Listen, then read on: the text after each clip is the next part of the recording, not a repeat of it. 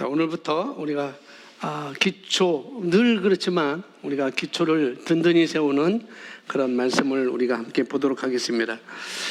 그래서 우리가 저와 여러분이 이 기초가 든든히 세우면, 튼튼하게 세워지면은 아무리 그 위에 계속 쌓을 수 있죠. 또 올릴 수 있고 또 올릴 수 있고 지속적인 그런 아름다운 삶을 우리가 올릴 수가 있고 그렇습니다. 그런데 우리가 기초가 튼튼하지 않으면은 우리가 지속적으로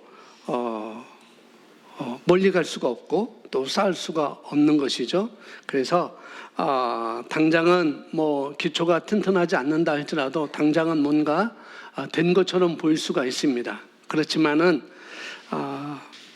그 기초가 튼튼하지 않기 때문에 마태복음 7장에서 나오는 것처럼 때로는 비가 내리고 홍수가 나고 창수가 비와 바람이 불 때 그 집은 무너진다라고 이렇게 우리에게 성경에서 예수님이 말씀을 해주시죠.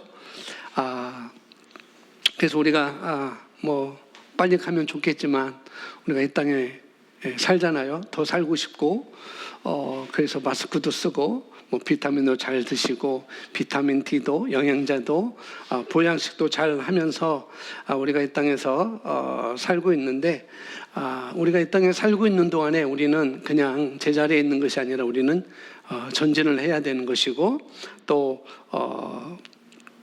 그래야만이 우리는 멀리 갈 수가 있는 것이죠.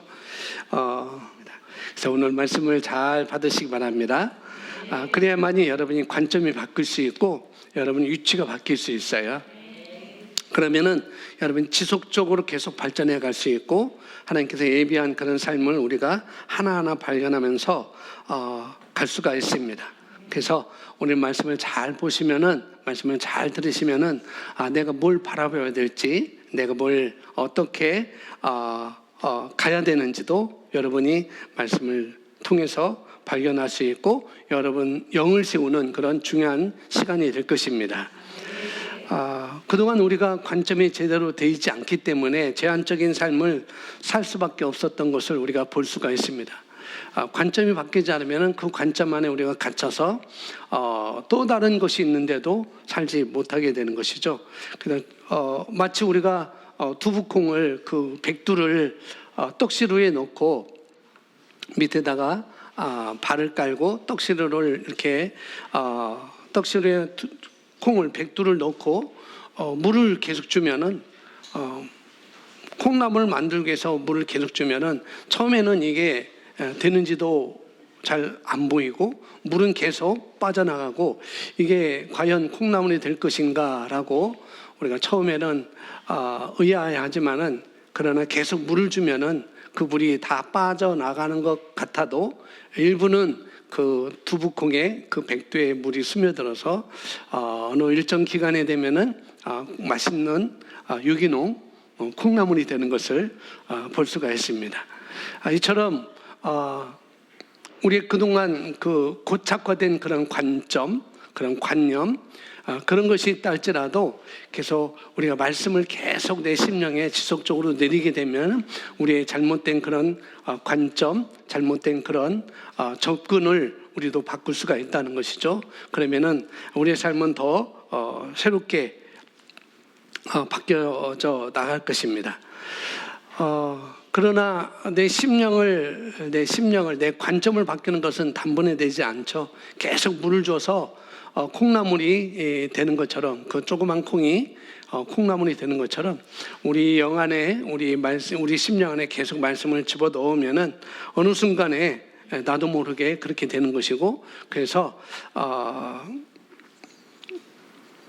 뭐 한 번에 되면 참 좋겠죠. 물론 한 번에 되는 것도 있지만은 그러나 시도를 우리가 여러 번 하면은 사실상 얼마 안 가서 다 바뀌어질 수가 있습니다. 우리가 자꾸 콩나물에 그 콩에 두부콩에 백두에 물을 주어서 콩나물을 만들듯이 계속 자꾸 우리가 말씀의 물을 우리에게 부어 내리면은 어느 순간에 우리도 바뀌게 되었다는 것. 그래서 우리는 모두 다 소망이 있어요. 모두 다 소망이 있습니다. 나는 소망이 없어요 라고 하는 사람들은 계속 물을 내리면 돼요. 계속 말씀의 물을 내 심령에 내리고 고백하면은 나도 모르는 사이에 그렇게 변하게 되어 있습니다. 그리고 여러분의 삶을 바꾸며 갈 수가 있는 것이죠. 그래서 오늘 말씀은 새가족반 2강에도 나오는 말씀인데, 우리가 그래서 기초를 든든히 세우는 가장 먼저 내 기초를 어떻게 세울까? 가장 먼저는 영생은 나의 것입니다. 그래서 오늘 제목이 뭐냐면은 영생은 나의 것입니다. 영생은 당신의 것입니다. 영생하는 생명은 바로 저와 여러분 거냐는 거죠. 그래서 이 영생하는 생명, 이 영생이 무엇인지, 이 영생하는 생명이 무엇인지 오늘 다시 한번 기초를 단단히 세우는 그런 시간을 갖도록 하겠습니다.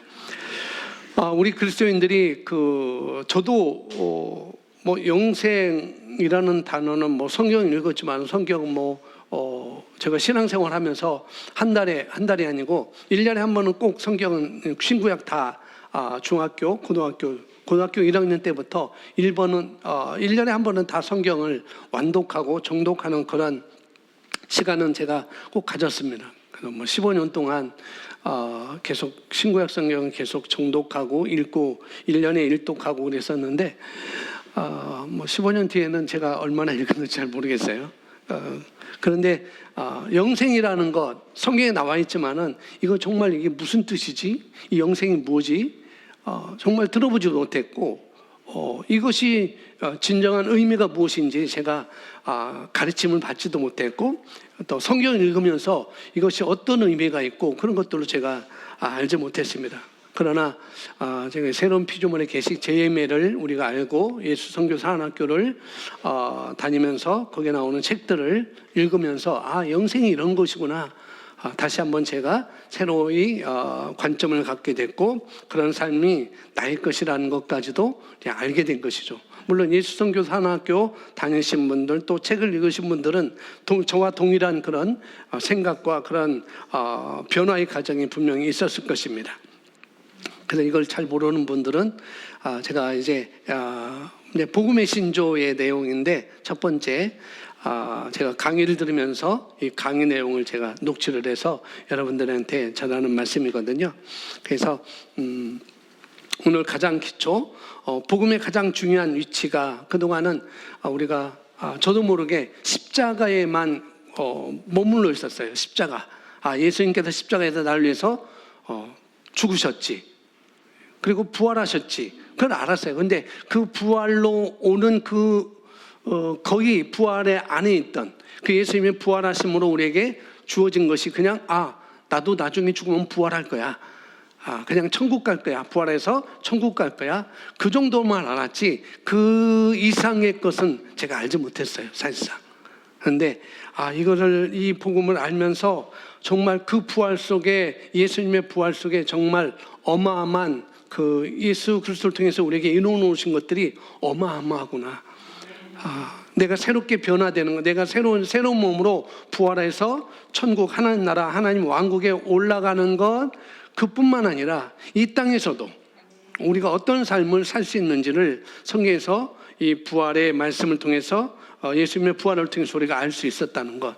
근데 그 전까지는 그 십자가에서 십자가에 죽으신 분, 십자가에서 내 죄가 다 사해졌다는 것. 예수님이 십자가에서 나의 모든 죄를 다 갖고 가셨다는 것. 그렇게 알았지만은 그러나 살면서도 여전히 우리는 예수님께서 십자가에 다 우리 죄를 갖고 갔다. 우리는 죄인이 아니고 우리는 의인이다라고 그렇게 말씀을 하고 있지만은 여전히 우리 입에서는 관점이 죄의 본성을 늘 생각해서 나는 죄인이지. 나는 종이지. 나는 죄인이지. 그런 생각을 계속 우리가 해왔던 것이죠. 그래서 하나님께서 우리에게 능력 있게 살 수 있도록 정말 탁월하게 살 수 있도록 그렇게 예수님을 통해서 만들어 놓으셨는데 그 십자가를 통해서 우리 죄값을 주시고 또 우리가 합법적으로 다시 태어날 길을 여셨는데 또 그 길을 우리가 왔는데 그 새로운 탄생을 통해서 우리가 받은 생명은 전혀 다른 생명이라는 것. 그것을 오늘은 성경에서는 사도 요한은 요한복음, 요한일서, 그다음에 요한계시록 이것을 쓰면서 계속 생명, 영생이라는 그 단어를 쓰고 있습니다. 그래서 첫 번째 보시면은 여러분 주보면 영생이란 kind of life 이렇게 되어 있는데요. 뭐 하나님의 본질, 뭐 하나님의 생명의 본질, 하나님의 본질의 삶 그렇게 되어 있는데, 그래서 영생이라는 것도 우리 개념이 영생 그러면은 그냥 죽지 않고 영원히 사는 것, 그동안 그렇게 알았습니다. 그렇게만 이해했는데 그것은 한계가 있다는 거예요. 영생이라는 것, 그냥 영원히 사는 것, 그냥 죽지 않고 영원히 사는 것. 근데 영어 성경에도 두 가지로 표현되어 있습니다. 여러분 영어 성경을 보면 어떤 데에서는 영생이라는 것을 번역할 때 everlasting life 이렇게 돼요. everlasting life, 뭐 끝까지 산다, 이런 표현도 이렇게 되어 있고요. 또 어떤 번역은 또 이 영생이라는 어떤 것은 우리가 제목에 써 있는 것처럼 eternal life 이렇게 영원한 삶, 하나님의 삶, 그렇게 이렇게 번역을 되어 있는 것도 있습니다. 그런데 우리가 여기서 좀 더 everlasting life보다도 eternal life 이쪽으로 우리가 표현하면서 그 내용이 영생이라는 것, 생명의 본질에 대해서 우리가 좀 더 이제 알아야 되겠습니다. 그래서 영생이라는 것은 우리가 잘 알고 있듯이 하나님을 하나님답게 만드는 생명을 말하고 있습니다. 영생이라는 것은 하나님을 하나님답게 만드는 생명이다라고 우리가 알고 있죠. 그러니까 개를 개답게 만드는 생명이 있어요. 그죠? 닭을 닭답게 만드는 생명이 있고, 고양이를 고양이답게 만드는 생명이 있습니다. 그리고 사람을 사람답게 만드는 생명이 있어요. 그런데 생명의 특성이 너무나 다 특성이 있죠. 그 생명은 그 특성이 아주 분명합니다.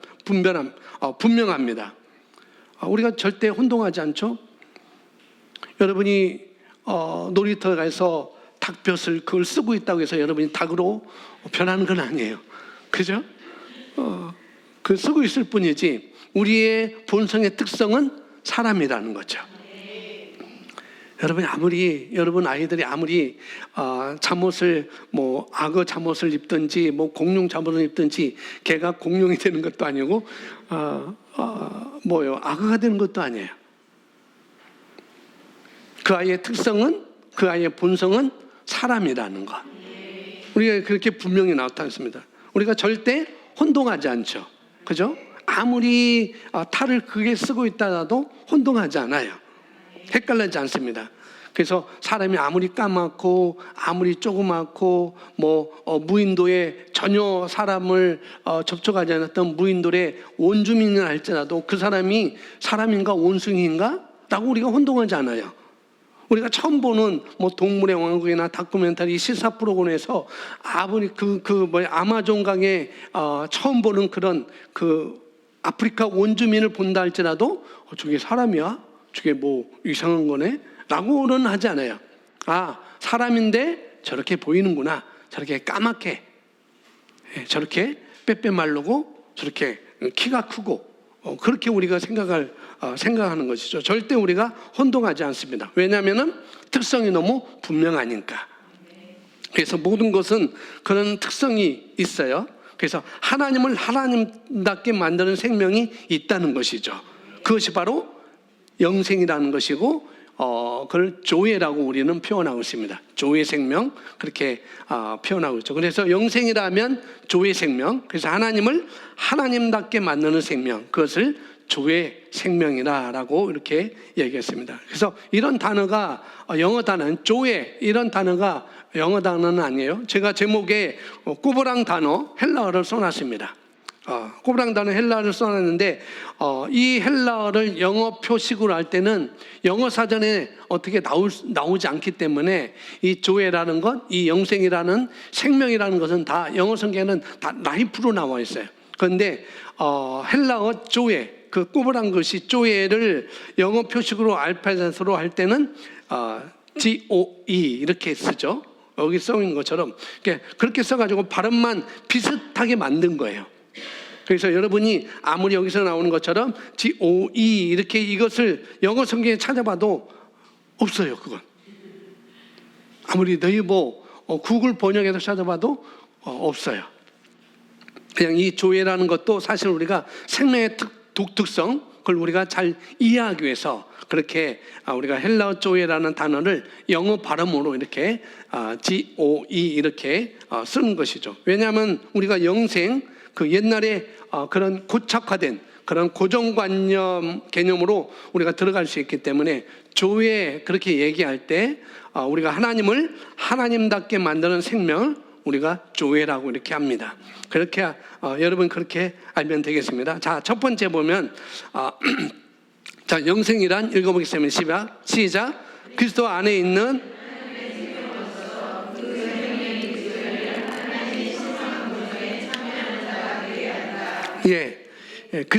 그리스도인 안에 저와 여러분 안에 있는 하나님의 생명으로서 영생이 뭐냐? 저와 여러분 안에 있는 누구의 생명?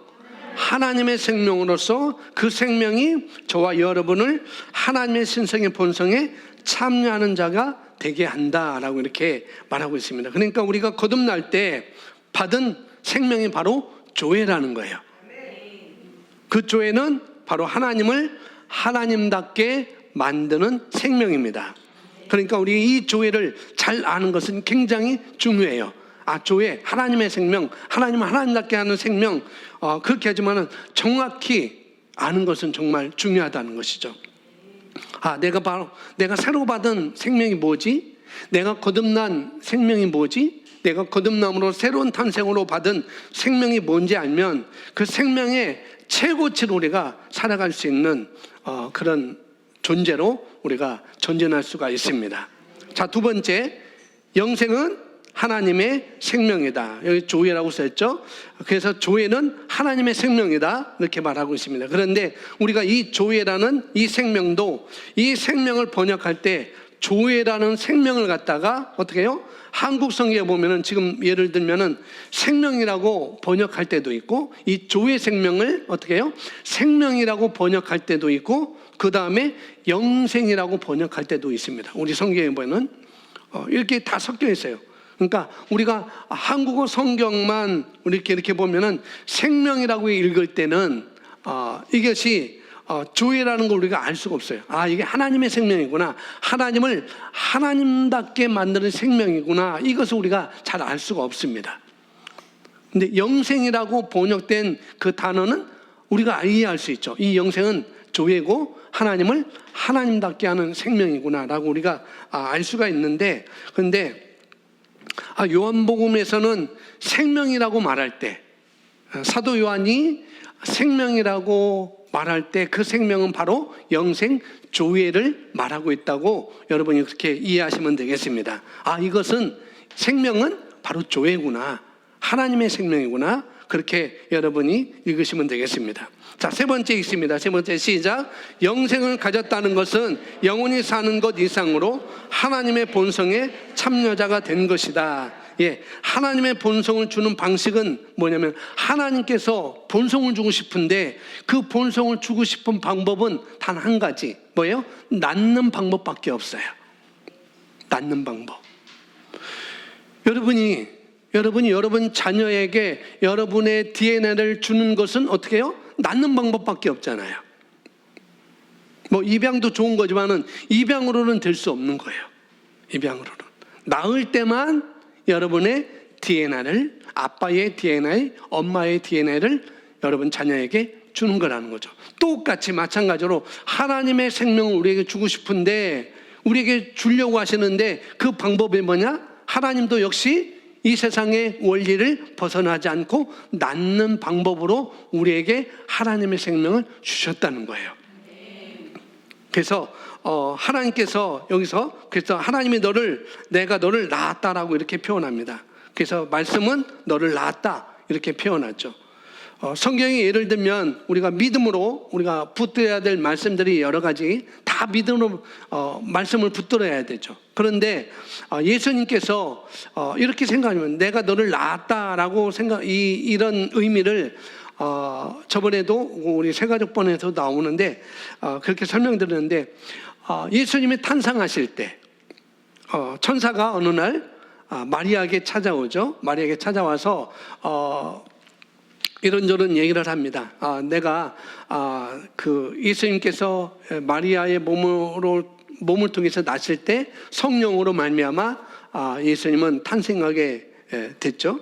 그러니까 모든 것의 시작은, 모든 생명의 시작은 뭐냐면은 그렇게 되는 거예요. 탄생으로, 낳는 것으로 시작됩니다. 모든 동물의 시작이 다 그렇게 되는 것이죠. 생명, 씨앗이 그 씨앗이 남자로부터 오고 그 씨앗을 갖다가 그 씨앗에다가 몸을 주는 것이 여자의 몸에서 일어나는 것이고, 또 생명, 그 씨앗이 남자로부터 오고 그 씨앗을 갖다가 여자의 몸이 밭의 역할을 하는 것이죠. 그래서 생명이 태어나게 됩니다.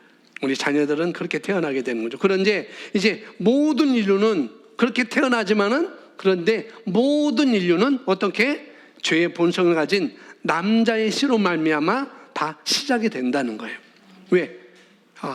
하나님은 우리를 하나님 형상대로, 하나님의 모양대로 창조하셨지만 아담과 하와가 범죄함을 통해서, 사단의 속임수로 인하여서 범죄함을 통해서 죄가 우리 모든 인류에게 한 사람으로 말미암아 죄가 종노릇하게 되는 것이죠. 그래서 인류의 모든 사람들은 다 죄인이 된 거예요. 다 죄의 본성을 갖고 태어난 것입니다. 그런데 단 한 사람은 죄예요. 누구? 예수님. 왜? 예수님은 그렇게 남자의 씨, 요셉의 씨로 말미암아 온 것이 아니라 어떻게 해요? 성령으로 말미암아 천사가 말씀을 가지고 왔을 때, 마리아가 뭐냐면, 제가 남자를 알지 못하는데 어떻게 아이를 낳습니까? 어떻게 예수라는 아이를 낳습니까? 이렇게 얘기하니까 천사가 말합니다. 사람으로서는 할 수 없어. 그러나 하나님에게는 불가능이 없지. 이렇게 말씀하셔요. 그러니까 마리아가 그렇습니까? 그러면은 주의 계집종연이 주의 말씀대로 내게 이루어지기를 원합니다 라고 할 때, 바로 성령으로 말미암아 마리아가 바로 잉태를 하게 되는 것이죠. 이렇게 됩니다. 다 똑같이. 그래서 예수님이 마리아의 몸에서 그렇게 성장하셔서 결국 세상으로 태어나게 되는 것입니다. 그런데 그런 일들이 우리가 복음을 받아들일 때, 하나님의 말씀을 받아들일 때 똑같이 일어난다는 거예요. 마리아가 천사의 말을 받아들일 때 성령으로 말미암아 예수님이 잉태되고 태어났듯이, 우리가 말씀을 받아들일 때 그런 일이 똑같이 일어난다는 거죠. 그래서 야고보서 1장 18절에는 이렇게 말하죠. 그분의 자신의 뜻으로 우리를 진리의 말씀으로 낳았다라고 말씀하고 있습니다. 또 우리가 잘 알고 있는 베드로전서 1장 23절, 너희가 거듭난 것은 썩어질 씨로 된 것이 아니고 썩지 않고 영원히 있는 살아있는 하나님의 말씀으로 너희가 거듭났어 라고 이렇게 말하고 있잖아요. 그래서 우리가 거듭났을 때 마리아로 말미암아 예수님이 이 땅에 태어난 것과 똑같이 그 과정을 우리도 거치는 것이죠. 그러니까 우리가 말씀을 받아들이고 그리고 그것을 인정했을 때 우리의 생명이 새로운 생명의 몸으로 우리가 살게 되는 것입니다. 자, 로마서 4장 25절 말씀, 우리 예수께서는 함께 고백합니다. 예수께서는 우리의 범죄함을 인하여 드려졌고, 여러분 보시면 여기 딱 두 가지가 나타나는, 두 가지 사건입니다. 하나는 십자가의 사건으로 옛날에 나의 모든 죄의 문제를 십자가의 예수님이 해결하셨고, 이게 첫 번째요. 그리고 끝나지 않고 또 하나는 그분이 부활하신 그 사건으로 인하여서 내가 동참할 때 나는 새로 거듭난 것이다. 내가 그 말씀을 내가 받아들일 때, 내가 받아들이고 그것을 인정할 때 우리는 바로 새로 거듭난 것이죠. 그래서 옛날에 내가 조금 더 개선되고 살고 있는 게 아니에요. 옛날에 내가 이랬는데 내가 이렇게 개선됐어.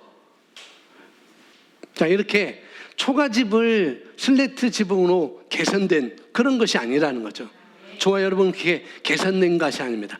전혀 다른 존재로 우리가 탄생했어요.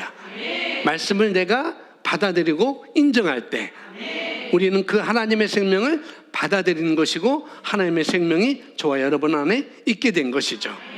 그래서 로마서 4장 25절 이렇게 말씀하는 거예요. 그래서 이 진리가 우리 심령 안에 장착되게 하셨습니다. 자, 요한복음 10장 10절 말씀 우리 함께 읽습니다. 시작.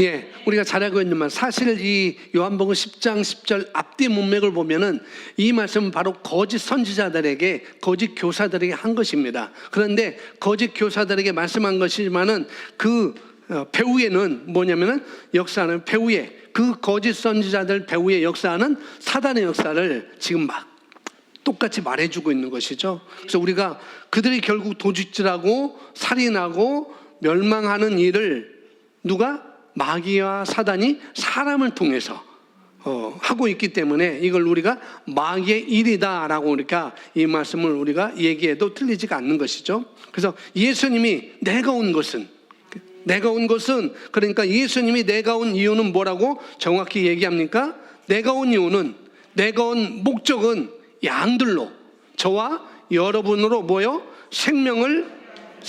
영생을 얻게 하고 영생을 주려고 왔어. 영생을 주려고 왔어. 그게 영생입니다. 바로 그게 조회라는 거죠. 조회. 조회를 줘서 어떻게 해요? 풍성하게 살게 하는 것이다. 아멘. 그러니까 지금 내가 가지고 있는 생명으로는 어떤 삶을 살 수 있는지 제한되어 있어. 그러니까 내가 다른 생명을 가지고 왔어. 내가 온 이유야. 그리고 이것을 내가 받아들이고 인정하면 너는 새로운 삶을 살게 되는 거지. 이렇게 예수님의 온 이유를 이렇게 말씀하고 있습니다.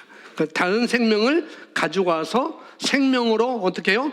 풍성한 최고치를 살 수 있도록 내가 가지고 온 거야 라고 예수님은 그렇게 말씀하고 있습니다. 그래서 하나님께서 구약 성도들은 율법을 지킬 때 그들에게 여전히 하나님께는 복을 주고 싶었지만, 구약의 백성들에게, 이스라엘 백성들에게 여전히 복을 주고 싶었지만 어떻게 해요?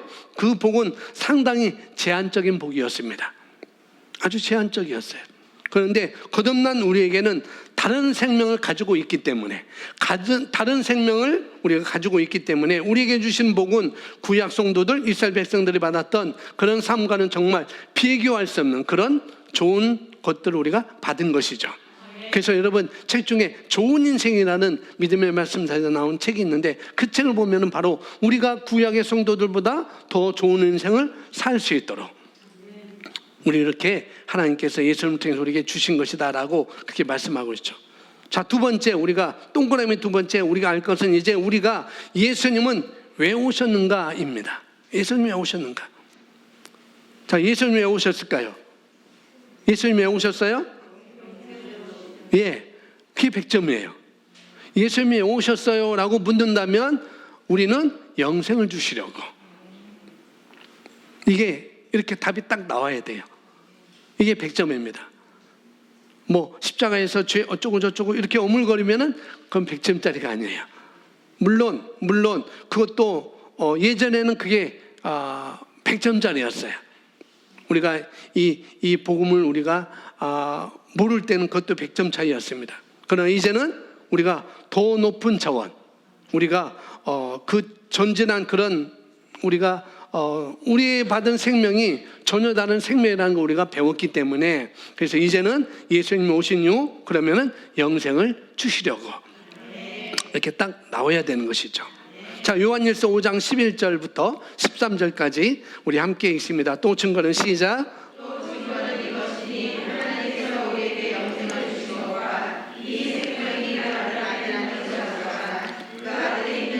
생명이 있고 하나님의 아들이 없는 자는 생명이 없느니라. 내가 하나님의 아들의 이름을 믿는 너에게 이것들을 쓰면 너에게 영생이 있음을 알게 하려 함이며 또한 너희가 하나님의 아들의 이름을 믿도록 하려 함이라. 아멘. 여기서 영생을 주신 것과 영생도 조회이고요, 이 생명이, 이 영생이, 이 생명도 조회이고 그 아들에 있다는 것이라 아들이 있는 자에게는 생명이 있고 이것도 바로 뭐예요? 조회입니다. 또 생명이 있고 아들이 없는 자에게는 뭐예요? 조회가 없느니라. 생명이 없느니라 라고 이렇게 말하고 있죠. 그래서 여기서 그냥 내 안에 영생이 있어, 내 안에 영생이 있어 이렇게 말하는 게 아니라 내 안에 영생이 있는데, 내가 받아들인 영생이 있는데 그 영생이 어떤 영생인지 내가 알기를 원한다라고 이렇게 사도 요한이 이렇게 말하고 있는 것이죠. 그러면서 내가 만약에 안 믿는 사람에게는 어떻게 해요?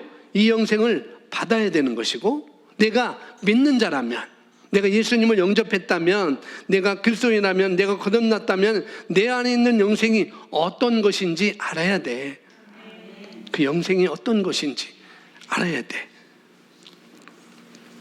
우리가 이렇게 이해하시면 되겠습니다. 베드로후서 1장 3절 말씀 우리 함께 있습니다. 시작. 그의 신성한 능력이 생명과 경건에 속한 모든 것을 우리에게 주심에 따라. 여기 신성한 능력이라는 것은 제가 가로 열고 디바인 파워라고 되어 있습니다. 디바인 파워. 하나님의 능력으로 할 수 있는 일을 갖다가 신성한 능력이다라고 표현했어요. 하나님의 능력으로 할 수 있는 일, 그것이 바로 디바인 파워라는 것이죠. 사람의 능력이 아니라 뭐예요? 디바인 파워, 하나님의 능력으로. 그래서 빌립보서 4장 19절에 내가 뭐예요? 그리스도 안에서 모든 것을 할 수 있느니라. 내게 능력 주시는 자 안에서 어떻게 해요? 내가 모든 것을 할 수 있다. 그래서 거기서도 바로 디바인 파워인 것이죠. 사람의 능력이 아니라. 그래서 영어 성경에서 영어로 디바인이라는 단어가 들어가면 이게 다 하나님과 관계된 거예요. 디바인 캐릭터 하면은 하나님의 성품, 이렇게 우리가 보시면 되겠습니다. 그런데 여기서 디바인 파워, 이것은 하나님만 가지고 있는 능력, 하나님만 가지고 있는 능력으로. 그러니까 마리아가 어떻게 이런 일이 있을 수 있어요? 어떻게 내가 사내를 알지 못하는데 내가 어떻게 아이를 임신할 수 있습니까? 그러니까 하나님께는 불가능이 없어 라고 이렇게 말하죠. 바로 하나님 디바인 파워로는 불가능이 없다는 것입니다. 그런데 이 하나님의 그 디바인 파워로 우리에게 영생을 주셨고, 신성한 능력이 생명과 경건에 속한 모든 것을 우리에게 주셨어요. 저 여러분에게 주셨습니다. 그런데 3절 이하에 보면은 그분을 아는 지식에 따라 영광과 덕에 이르도록 우리를 불렀다라고 이렇게 말하고 있습니다. 그러면 4절에 보면 베드로후서 1장 4절, 그 결과로 우리에게 무슨 일이 일어났는가? 우리 1장 4절 함께 있습니다. 시작. 네, 그 결과로 우리가 하나님의 본성에 동참하는 자가 되도록 이렇게 우리에게 생명과 경건에 속한 모든 것을 주셨어요. 하나님의 본성에 동참할 수 있도록 생명과 경건에 속한 모든 것을 저와 여러분이 받았습니다. 이 생명력이 생명과 경건에 속한 모든 것, 그러니까 생명이 여기도 조회죠. 조회를 주셔서 우리가 그분을 알아가면서 어떻게 점점 더 그분의 본성에 동참하는 자가 되게 하시려고 이렇게 생명과 경건에 속한 모든 것을 주셨다라고 성경이 우리에게 말해주고 있습니다. 자, 요한복음 3장 15절 16절 함께 있습니다. 시작. 이는 그를 믿는 사람은 누구든지 멸망하지 않고 영생을 얻게 하려 합니다. 하나님께서 세상을 이처럼 사랑하셔서 그의 독생자를 주셨으니 이는 그를 믿는 사람은 누구든지 멸망하지 않고 영생을 얻게 하려 하십니다. 예수님의 오신 이유, 지금 우리가 예수님의 오신 이유를 우리가 보고 있어요. 예수님의 오신 이유는 나는 너에게 영생을 주러 왔어, 그렇게 계속 말씀하고 있어요. 그러면서 영생을 얻지 않은 사람은 멸망하고 있기 때문에, 영생을 받아들이고 인정하지 않은 사람은 멸망하고 있기 때문에 그는 그 멸망한 길에서 스톱하고 이제 영생을 얻어서 그 영생을 내가 받아들여서 새로운 길로 올 수 있도록 영생을 주셨다라고 이렇게 말하고 있습니다. 그런데 그럼에도 불구하고 우리가 예수님이 왜 오셨는지, 이 땅에 왜 오셨는지, 그러면은 십자가에서 내 죄 문제를 해결하려고 계속 이렇게 거기만 우리가 집중한다면은 낮은 차원의 옛날에 그런 고착된 그런 삶으로 우리가 살아갈 수밖에 없는 것이죠. 근데 예수님은 분명히 말씀하시기를 그것도 맞아요. 우리 죄 문제를 십자가에서 해결해 주시려고 예수님 오셨다는 것도 맞습니다. 틀린 게 아니에요. 그것도 맞는데 그게 끝이 아니라는 거예요. 그 결과가 있다는 거죠. 결과가 뭐냐? 나는 너에게 영생을 주러 왔어. 이렇게 표현하고 있는 것이 하나님의 마음을 우리가 알기를 원하시는 거예요. 예수님께서 그렇게 말씀하시므로. 그런데 만약 우리가 십자가에서 죄사함만 우리가 잘 알고 있고 이런 것에 대해서 잘 알지 못하고 우리가 무시하고 살아간다면 하나님 보시기에 굉장히 안타까워하실 거예요. 그래서 우리가 영생을, 이 조의 생명을 잘 이해하고 이것을 이해하는 게 중요한 것이 이게 내 안에 있는 본성이잖아요. 그렇죠? 이 본성을 알아야 되는 거예요.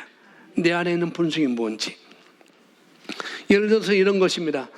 그래서 제가 오늘 정글복 보고 싶어요. 정글복에 모글리라는 아이가 나오잖아요. 모글리가 나오는데 이 아이가 텐트 안에 있다가 꽃사슴을 발견하고 부모님이 잠시 나가 있는 사이에 꽃사슴을 보고 꽃사슴을 따라가다가 이제는 어디로 갔는지 엄마 아빠도 찾지 못하고 이 아이도 엄마 아빠 찾지 못합니다. 그때 곰인가 표범인가 나타나가지고 이 아이를 잡아먹으려다가 이 아이를 그냥 잡아먹으면 안 되겠다 하고 지혜로운 그 늑대 무리에게 이 모글리를 맡기게 되죠. 그래서 이 모글리는 늑대에게 자라나요. 그래서 늑대가 자기 아버지고 자기 엄마인 줄 알아요. 자기는 걸어 다닐 수 있는데도 불구하고 얘는 기어 다니는 것. 계속 늑대처럼 네 발로 땅을 짚고 달리고 늑대처럼 행동하고 늑대처럼 우리는 우리는데 늑대처럼 오 하고 울고 그렇게 울부짖고 똑같이 그렇게 합니다. 그냥 그저 한 마리의 늑대로서 이 아이는 살았어요. 자기가 인간이라는 본성을 알지도 못하고. 그런데 어느 순간에 다른 그 모글리를 죽이려고 하는 다른 짐승, 호랑이나 그 뱀에게 쫓겨가지고 어느 순간에 숲을 벗어나게 돼서 인간 마을을 발견하게 되죠. 그래서 자기와 똑같은 사람, 까만 머리, 두 눈이 달렸고 코도 있고 자기와 똑같은 사람을 보면서 이제 모글리가 혼란에 빠지게 되는 거예요. 나는 늑대의 아들인가? 아니면 나는 저 사람들과 똑같은데 뭔가 저 사람 다르지? 저 사람들은 기어다니지 않고 두 발로 직립해서 걸어다니고 뛰어다니고 그런 것을 발견하면서 굉장히 인간이라는 존재를 알게 되면서 서서히 자신이 무엇인가에 대한 의문을 품게 됩니다. 그래서 본성을 이제 알아가게 되죠. 이 모글리가. 마찬가지로 우리가 본성이 뭔지 안다면, 내 본성이 뭔지 안다면 우리가 서로 함께 그걸 격려하면서 우리가 살아간다면은 우리가 훨씬 더 효과적으로 우리가 살아갈 수 있습니다. 특별히 우리 안에 있는 본성으로 기능하는 것은 정말 그렇게 어려운 일이 아니에요.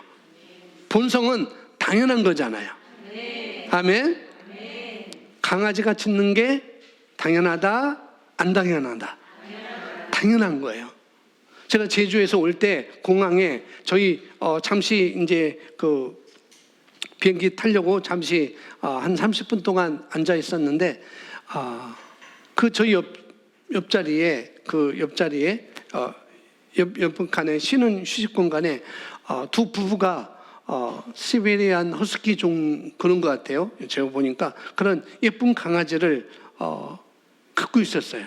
근데 얘가 다 가둬놓으니까 얘가 자꾸 짖는 거예요. 짖으니까 또 반대편에 있던 제 반대편에 있던 사람이 저 걔가 왜 짖어? 자꾸 그러는 거예요. 왜 짖을까요? 걔가 왜 멍멍거릴까요? 말하지 않고 나 그냥 꺼내주세요. 나 좀 꺼내주세요. 주인님. 그러지 말고 자꾸 멍멍거리는 거야. 왜? 개니까. 개 본성이 나오는 것이죠. 마찬가지입니다. 역시. 그래서 우리가 막한지로 우리 본성을 아는 것은 너무나 중요한 거예요. 개니까 짖는 거예요. 그게 개의 본성인 것입니다. 우리도 본성을 아는 것이 너무나 중요해요. 요한복음 3장 36절 말씀인데요. 자, 아들을 믿는 자는 무엇을 가졌고? 영생을 가졌고. 그것도 조회입니다. 아들을 믿지 않는 자는 생명을 보지 못하고, 그것도 조회입니다. 영생을 보지 못하고 우리 하나님의 진노가 그 사람 위에 머물러 있느니라고 하시더라. 요한복음 10장 28절 시작.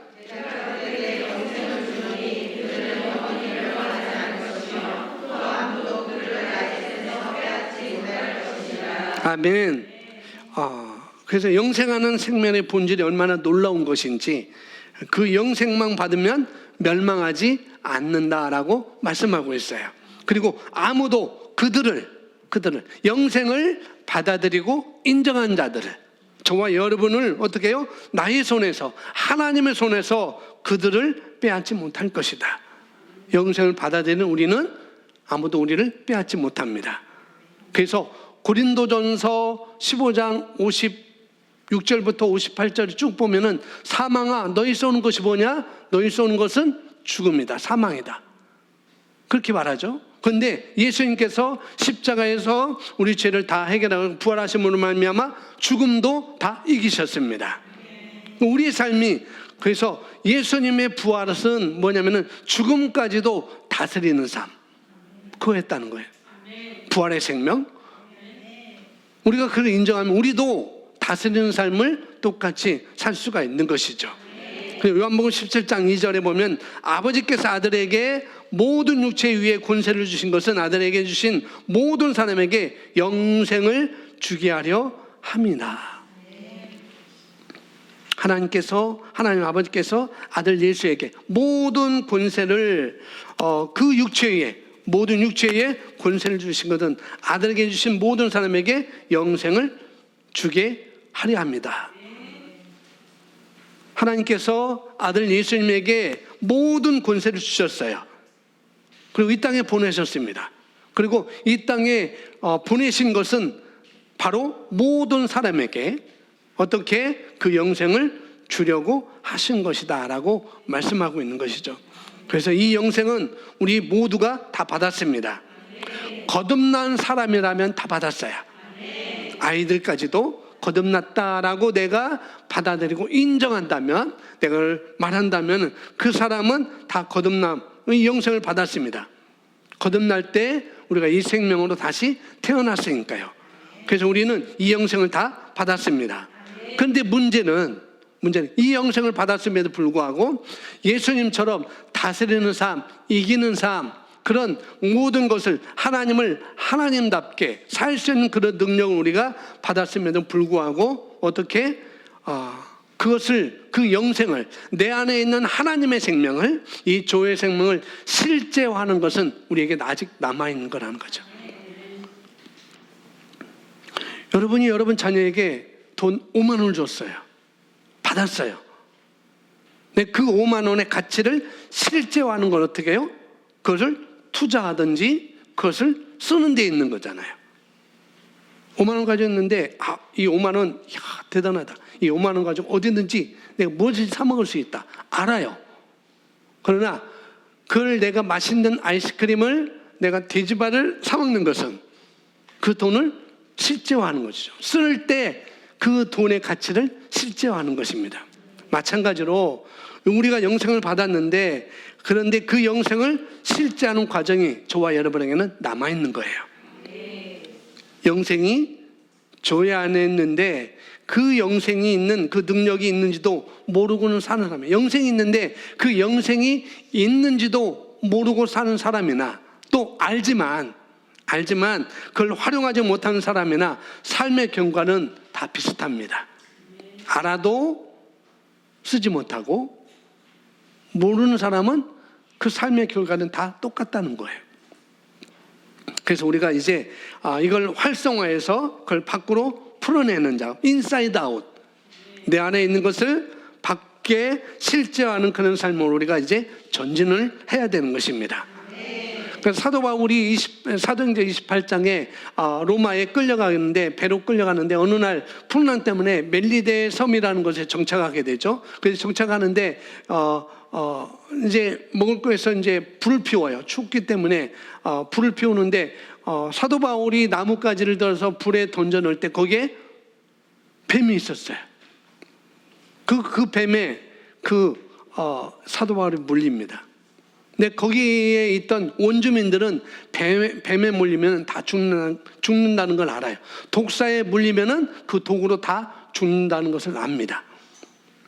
그래서 원주민들이 사도 바울이 제가 이제 여기서 죽는구나. 제가 바울 황제한테 넘어 황제한테 간다고 가서 복음을 전한다고 뭐가 있어서 그냥 여기서 죽는 것이지 라고 죽을 시간을 자꾸 쳐다보는 거예요. 언제 죽을까? 독사에 물렸으니까 죽을 거야. 언제 죽을까 하는데 사도 바울이 그냥 툴툴 털어버려죠. 사도 바울이 죽지 않는 거예요. 사도 바울이 독사에 물렸어도 죽지 않으니까 그 원주민들이 당신은 바로 신이다. 그렇게 고백을 합니다.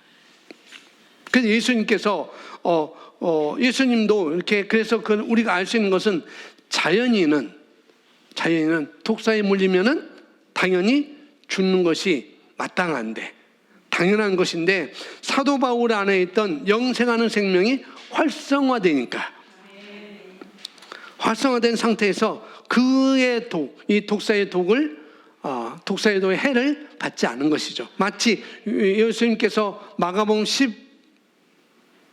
16장인가요? 16장에 말하는 거.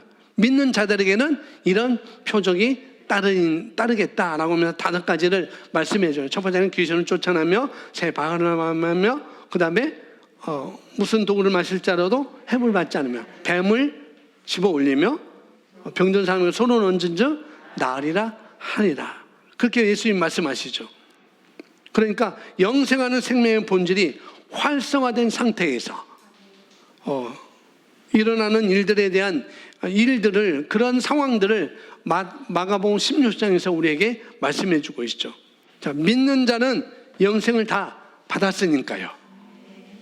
그런 능력이 누구에게나 다 있는 것이죠. 믿는 자들에게는 그 사람은 영생을 받은 자이니까 그런 능력이 다 있는 것이다. 그래서 그렇지만 사도 바울이 그런 역사가 있었던 것은 그냥이 아니고 자기 안에 있는 사도 바울 안에 있는 영생을 활성화된 상태에서 활용하고 있었기 때문에 그 독이 그 생명에 해를 입히지 못한 것을 우리가 알 수가 있습니다. 마찬가지 우리도 우리 안에 그런 능력이 있다는 것, 그래서 활성화시키는 것이 아주 중요합니다. 그래서 어느 지역은 아주 이 복음을 마가복음 16장을 체험하게 해서 진짜 뱀을 풀어놔서 뱀을 잡기도 한다고 해. 어떤 사람은 죽는 사람이 있고 어떤 사람은 사도 바울처럼 죽지 않는 사람이 있고 독에 내성이 있어서 죽지 않는다라고 하는 거지만 어느 지역에는 그런 역사가 일어나는 거. 지금 우리나라는 큰일 납니다. 물론 이것이 아주 강력하게 활성화된 사람은 어떻게 될지 모르겠죠. 그래서 우리가 어떤 존재라는 것, 우리가 무엇을 받았는지 확실히 알아야 되겠고 이제는 그것을 받은 것을 내 삶 가운데 활성화시키는 것이 우리에게 남은 과정이라는 것. 자, 마지막 5문장을 보고 이렇게 마치겠습니다. 여기 보니까 첫 번째 영생은 시작. 영생은 하나님에 있는 생명이며 내가 하나님과 같이 기능하게 하는 것입니다. 이해가 되시죠? 자, 첫 번째 보면 영생은 하나님 안에 있는 생명이며 이건 조회입니다. 영생, 내가 그런데 그것은 저와 여러분이 하나님과 같이 기능하게 하는 것이라는 거예요. 어떻게 우리가 하나님같이 기능할 수 있을까? 구약 사람들은, 구약의 백성은 상상할 수 없는 거죠. 일반 십자가의 십자가의 죄 문제 해결할 거기만 머물러 있는 사람은 이걸 또 상상할 수가 없어요. 어떻게 내가 하나님처럼 기능할 수 있지? 내가 어떻게 하나님처럼 똑같이 일할 수 있지? 하나님이, 예수님이 어떻게 기능하셨는지 말 안 해도 다 아시잖아요. 무리를 어떻게 걸으셨는지, 38년 된 병자를 만났을 때 어떻게 하셨는지, 12년 동안 아무런 의사에게 도움을 받지 못하는 그 여인에게 어떻게 했는지, 복음서에서 수많은 예수님이 하신 일을 예수님께서 어떻게 기능하는지 우리가 잘 알 수 있어요. 바로 저와 여러분이 받은 생명의 본질, 그분의 본성에 동참하도록 만든 것이 바로 영생이라는 거예요. 그래서 말하는 요한일서 4장에 그래 말하죠. 어떻게 해요? 그분이 어떠하심과 같이 저와 여러분도 그런 삶을 살 수 있도록 만든 것이다. 그 말씀을 하고 있잖아요. 자, 두 번째, 이 영생은 예수님이 우리에게 가져오신 생명입니다. 예, 말할 필요가 없죠. 앞에서 다 설명했으니까. 그래서 바로 우리가 영생하는 생명. 그래서 예수님이 이 생명을 가져오셨고, 예수님이 제자들이나 아니면은 예수님 믿는 자에게 이 생명을 주실 것이기 때문에, 또 주셨기 때문에 처음으로 마가복음 11장 22절 24절에서 이 영생하는 생명으로 어떻게 기능한지를 보여주셨어요. 바로 무화과 나무를 어떻게 저주함을 명령하는 것을 보여주셨죠. 그 베드로가 그걸 보고 놀래면서 그대로 되는 것을 보여주면서 그 원리를 베드로와 12명의 제자에게 말씀해 주십니다. 너희가 무엇이든지 내 마음에 믿고 그대로 선포하면 어떻게 된다? 그대로 될 거야. 예수님이 그 원리를, 예수님의 원리를 보여주신 거죠. 이렇게 얘기하면서 영생하는 생명을 가진 사람이 어떻게 사는지, 어떻게 살아야 되는지, 어떻게 우리의 삶에서 어떻게 풀어낼 수 있는지를 보여주십니다.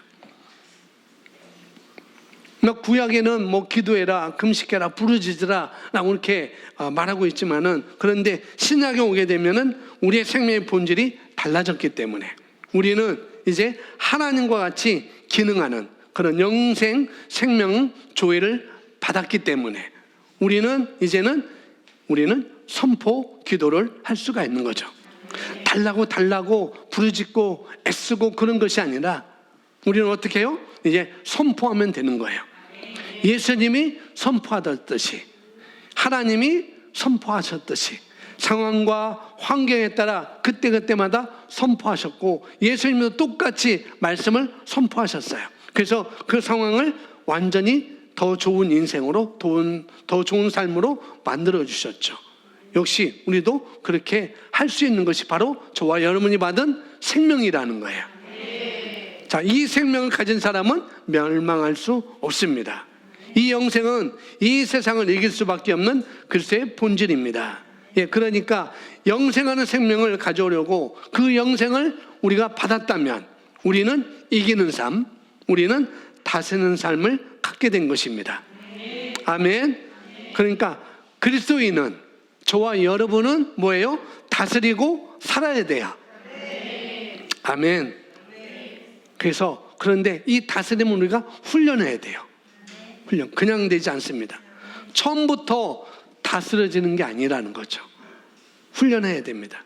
우리가 작은 것부터, 아주 작은 것부터, 만약에 질병이라면 늘 말씀드리는 것처럼 우리가 갑자기 어떤 큰 질병에 대해서 우리가 다스리고 살 수도 있지만, 그러나 그냥 우리가 일반적으로, 보통 우리가 일반적으로 접근하는 방식은 작은 것부터 우리가 다스리는 훈련을 해야 되는 것이죠. 감기가 걸렸다? 그럴 때부터 우리가 약국의 해열제 때문에 해열제 먹으러 해열제 찾으러 달려가는 것이 아니라 감기 걸렸을 때부터 어떻게 해요? 우리가 다스려 나가기를 시작하고, 또 거기서 우리가 승리했다면은, 다스리고 이겼다면은 또 다른 질병도 우리가 다스리는 삶으로 점점점 우리 생명을 인식하고 다스리고 이렇게 다스려 나가야 되겠습니다. 자, 마지막, 하나님이 빛이시라고 말씀하시고 믿으실 때 빛이 창조되었던 것 같이 상황과 환경에 명하고 그대로 될 줄로 믿음으로 우리는 환경을 변화시킵니다. 이것이 바로 영생하는 생명으로 기능하는 방법이라는 거예요. 상황과 환경에 명하고 그대로 될 줄 믿음으로 우리가 있을 때 그 상황은 변화된다. 그래서 우리가 영생하는 생명으로 기능하는 방식이 바로 이런 것입니다. 자, 우리가 이제 고백하겠는데요. 우리가 인사이드 아웃, 이 고백할 때도 인사이드 아웃. 여러분 안에 있는 것을 밖에 풀어놓는 그런 느낌으로 나는 이것을 믿어요. 나는 이것을 믿어요. 나는 이것을 믿습니다. 왜냐하면 믿지 않고 고백하면 아무런 소용이 없거든요. 그렇죠? 믿지 않고 고백하면 그건 성경적인 고백이 아닙니다. 믿지 않고 말하는 것, 성경에서 말이다 하면 거짓말은 자기 안에 있는 믿는 것과 말하는 것이 다른 거예요. 그것이 거짓말입니다. 그래서 인사이드 아웃, 우리가 성경적으로 말하는 것은 내가 믿기 때문에 말하는 거예요. 내가 믿기 때문에 고백하는 것입니다. 그래서 인사이드 아웃, 우리가 이 내용을 나는 안에서 믿습니다. 어디서? 나는 안에서 믿습니다. 그리고 나는 이것을 풀어놓습니다 하면서 우리가 이 안에 있는, 여러분의 안에 있는 영생을 인식하면서 한 문장에 2번씩 고백하시고 기도하시면 되겠습니다. 자, 기도할 때 안에 있는 것을 풀어놓는 심령으로부터 믿는 바를 여러분 선포하시고 원하는 것을 선포하시면 되겠습니다. 자, 우리 고백하고 한 문장에 2번씩 고백하고 여러분 믿는 바를 여러분이 가지고 있는 것을 밖으로 인사이드 아웃하는 그런 우리 믿음의 기도를 선포하는 기도를 하겠습니다. 시작. 나는 영생을 가진 자입니다. 나는 영생을 가진 자입니다. 영생은 나의 하나님의 생명이며 내가 예수님을 영접할 때 이 영생은 내 안에 주어졌습니다. 영생은 하나님의 생명이며 내가 예수님을 영접할 때 이 영생은 내 안에 주어졌습니다. 이 조의 생명은 내 영에 가득합니다. 이 조의 생명은 내 영에 가득합니다. 이 조의 생명은 내 혼에 가득합니다. 이 조의 생명은 내 혼에 가득합니다. 이 조의 생명은 내 육체에 가득합니다. 이 조의 생명은 내 육체에 가득합니다. 이 조의 생명은 생명을 주는 영입니다. 이 조의 생명은 생명을 주는 영입니다. 그러므로 어떤 질병도 내 몸에 머무를 수 없습니다. 그러므로 어떤 질병도 내 몸에 머무를 수 없습니다. 모든 연약함과 질병은 내 몸에 머무를 수 없습니다. 모든 연약함과 질병은 내 몸에 머무를 수 없습니다. 내가 마음에 들지 않는 환경을 만나면 나는 믿음으로 선언함으로 상황을 변화시킵니다. 내가 마음에 들지 않는 환경을 만나면 나는 믿음으로 선언함으로 상황을 변화시킵니다. 믿음으로 선언하면 상황은 변화될 수밖에 없습니다. 내가 주의 생명 안에서 믿음으로 선언하면 상황은 변화될 수밖에 없습니다. 아멘.